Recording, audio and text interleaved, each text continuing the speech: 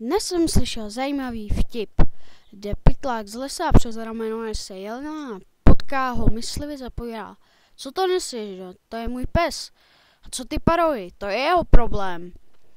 Tak, tohle je hra Cactus McCoy 2, je obrovská zlatá dvojka, rýzí zlato, neprodejné. Tak, když jsem minule říkal, tak si to zademe. Zase prostřední je nejlepší, že... Tak. Příběh.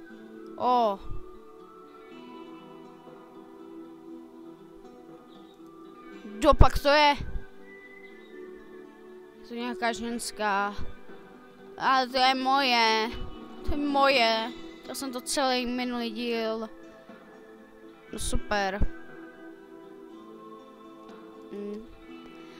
Takže jsme šlápe jako strašnou paza. Zázrak, že jo, kouzelné.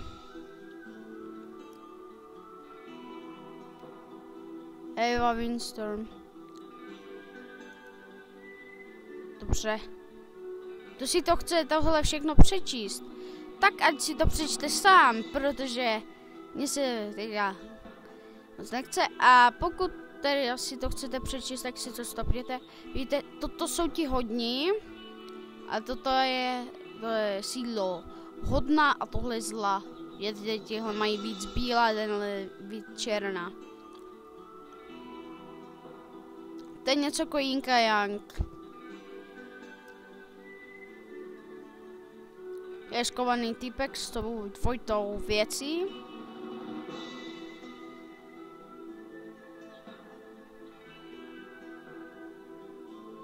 Že by teleport.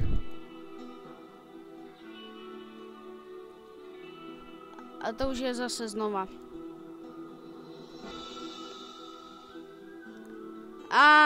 Velcí zlí lidé.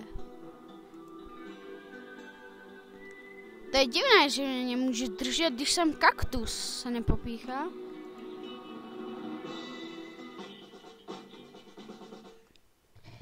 A to je první arena. I nám to ukazuje. Tohle nechápu, proč to dali takhle, proč nedali třeba šípku nahoru a tak. Že tohle je takové divné. Samozřejmě tuhle hru byste taky měli znát. Ačkem se skáče, Skem se bojuje. Pojď sem! Pojď sem! Skáně ho zvedneme. Pojď sem! Ne, půjdeme sem. Op! Op! Máme ho? Máme ho? Nemáme ho. Kašleme na něho. Jsem se překlikl.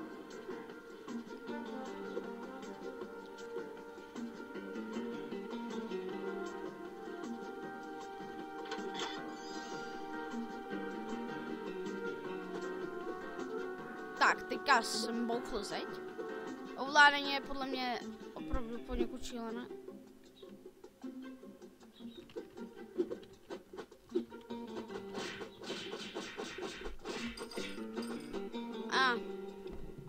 Jak bychom z něho mohli získat zbraně, ale ty si mu to moc nepovedlo.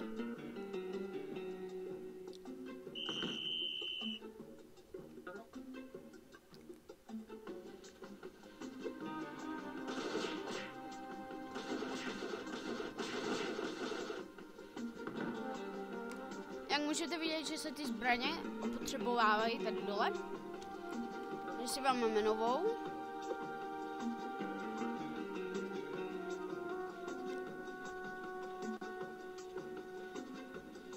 Dobře.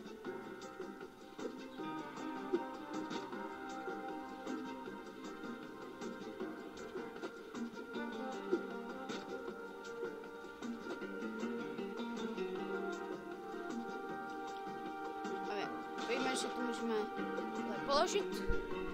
To můžeme stoupnout. Co stane? Co nám vypadne? Penízky, peníze, výborně.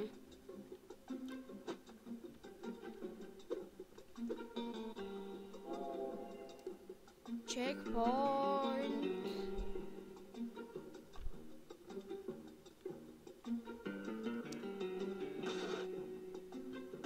Cože?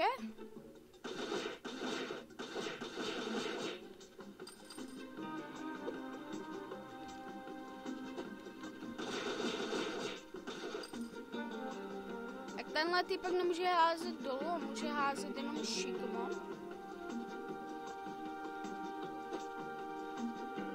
Takže... Aha, to je špatné na dětka, tahle hraň. Tak si vezmeme klácík.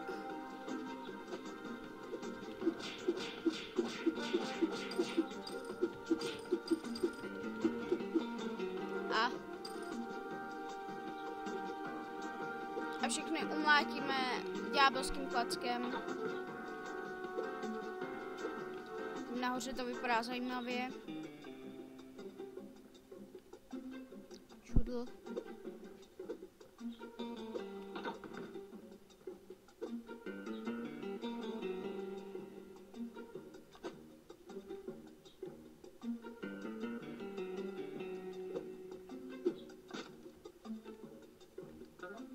Vezmeme si dole.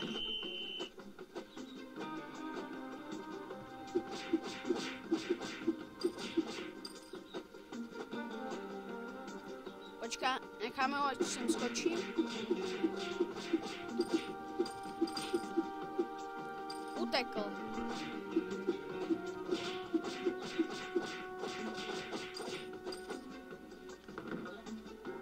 Tak. A teď jsme...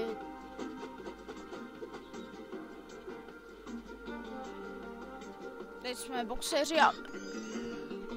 Lama! Tam byla lama.